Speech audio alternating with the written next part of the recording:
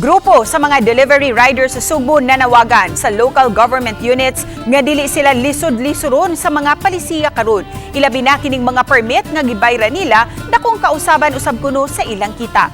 Tungsayran sa report ni Nico Sereno.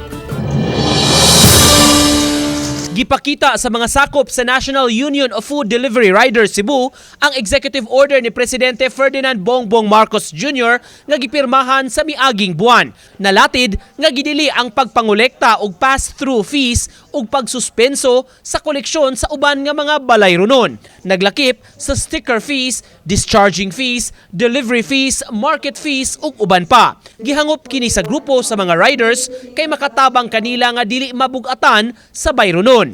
Matud pa, ang Tri-Cities sa Cebu, Mandaue ug Lapu-Lapu ang nag-require nga mukuha sila og delivery permit kada tuig.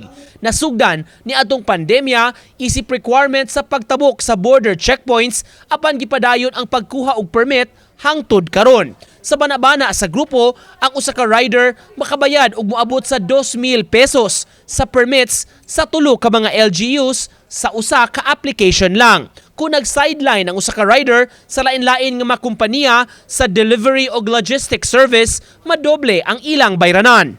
Cebu City nagkolekta sa among delivery fee og 750. Tapos ang Mandaue City is nag-collect from us 300 plus. 500 plus. Tapos 500 plus. Tapos ang Lapu-Lapu City is collecting delivery fee, delivery permit sa amo 470. So, yes sir. Ang tendency sa mga riders kung lisod man gyud ang panginabuhi kay gikan tag pandemic, wa ta kalukad, unya karon palukatunta. So ang tendency is di ta mulukad magtago-tago ta sa kalsada o magtagpo buwarta. Ang ilang grupo naghugpong ngadto sa usa ka organisasyon nga nagtinguha sab nga maumol ang Charter of Rights alang sa ilang sektor. Nakig-alayo na sab sila sa mga LGU nga nangolekta aron mapasabot ang ilang baruganan ug mapahibaw sa mando sa Malacañang.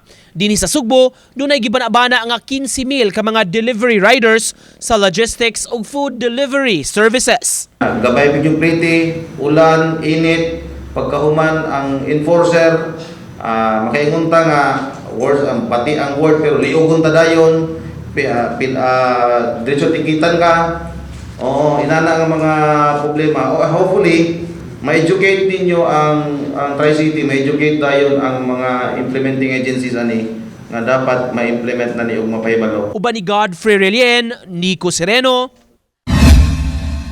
Balitang Bisdak.